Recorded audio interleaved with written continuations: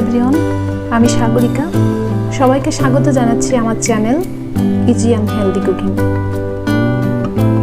আজকে আমি নতুন একটি রান্না করব, আর রান্না করব ছোট মাছ দিয়ে টমেটো আমের টক, যেটি খেলে গরমের মধ্যে খুব স্বস্তি ফিল হয়। এই ধরনের টক জাতীয় রান্না শুধুমাত্র গরমে নয়, সারা বছরই খেতে খুবই মজা লাগে।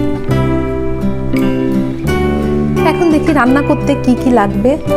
প্রথমেই আমি কিছু টমেটো, কাঁচা আম নিয়ে নিয়েছি, যেগুলো কেটে ধুয়ে রেখেছি। তারপর নিয়ে নিয়েছি কিছু ছোট ছোট তেলাপিয়া মাছ। এগুলো আমি আমাদের পুকুরের মাছ, যেটা খুলনা থেকে নিয়ে এসেছি। আর নিয়ে নিয়েছি হাফ চামচ লবণ ও হলুদ, হাফ চামচ গোটা সরিষা, যেটা আমি ফোড়নে ইউজ করব, এবং রান্নার জন্য নিয়েছি সাদা তেল। প্রথমে একটি কড়াই বসিয়ে নিয়েছি, আর তাতে দিয়ে দিয়েছি সামান্য তেল। এই তেলেই আমি সরিষাগুলো ফোড়ন দিব। সরিষা ফোড়ন দেওয়ার জন্য তেলটা ভালোভাবে গরম হতে হবে, না হলে সরিষাগুলো ফুটবে না। আর সরিষা যদি না ফোটে তাহলে টকটা খেতে তিতো লাগবে, তখন সেটা আর টক থাকবে না, শুক্তো হয়ে যাবে। তেলটা গরম হয়ে গেছে কিনা সেটা বোঝার জন্য দু একটা সরিষা তেলের উপর দিয়ে পরীক্ষা করে নিতে হবে। যদি সরিষাগুলো ফোটে, সেক্ষেত্রে সবগুলো সরিষা দেওয়া যেতে পারে।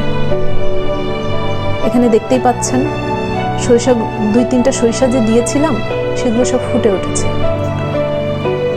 সরিষা তেলের উপর ছেড়ে দেওয়ার পর সরিষাগুলো ফুটে গেলে আমি তেল সহ সরিষা একটি পাত্রে ঢেলে রাখবো। এবার কড়াইতে আরও 2 চামচ তেল অ্যাড করে দিলাম মাছগুলো ভেজে নেওয়ার জন্য। তেল গরম হয়ে গেলে মাছগুলোকে ঢেলে দিব।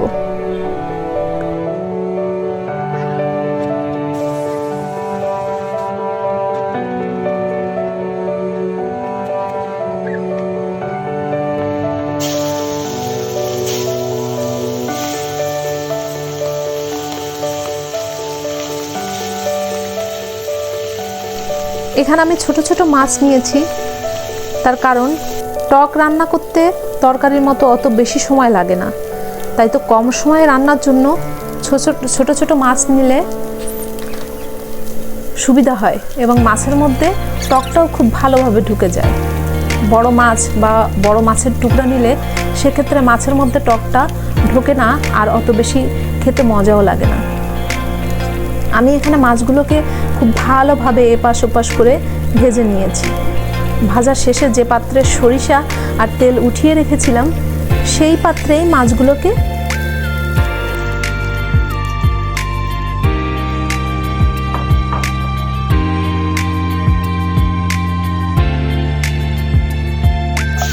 উঠিয়ে রাখবো।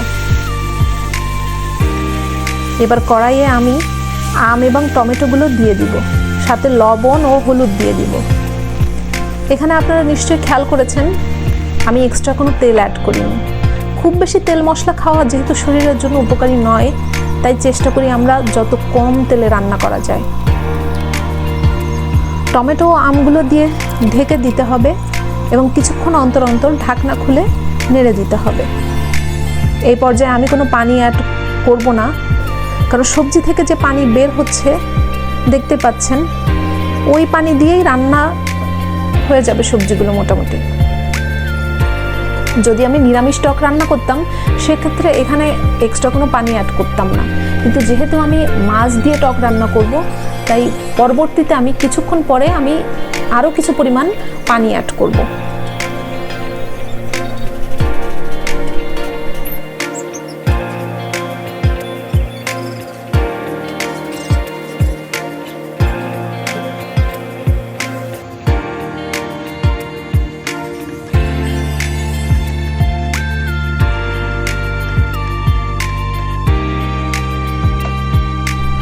এ পর্যায়ে আমি 2 কাপ গরম পানি অ্যাড করব।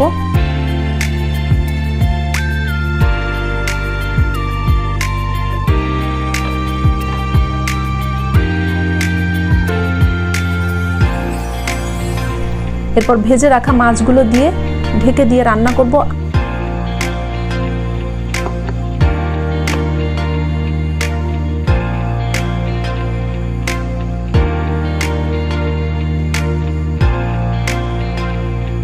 আরও মিনিট 2-3 মতো। এখানে মাছের সাথে কিছু ভেজে রাখা সরিষাও দিয়ে দিয়েছি, যাতে রান্নার মধ্যে সরিষার ফ্লেভারটা পাওয়া যায়। আর বাকি সরিষাগুলো যে পাত্রে রেখে দিয়েছিলাম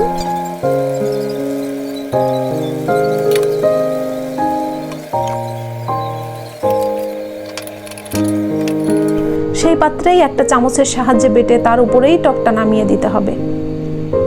ব্যাস, হয়ে গিয়েছে আমার রান্না। একটু লবণটা চেক করে নিতে হবে, লবণও ঠিক আছে। এবার নামিয়ে নেব। এই যে দেখেন, হয়ে গেল আমার গরমের আরাম মজাদার স্বাদের ছোট মাছ দিয়ে আম টকের টক। আপনারাও রান্না করবেন, কেমন হয়েছে আমাকে জানাবেন। ভালো থাকবেন সবাই।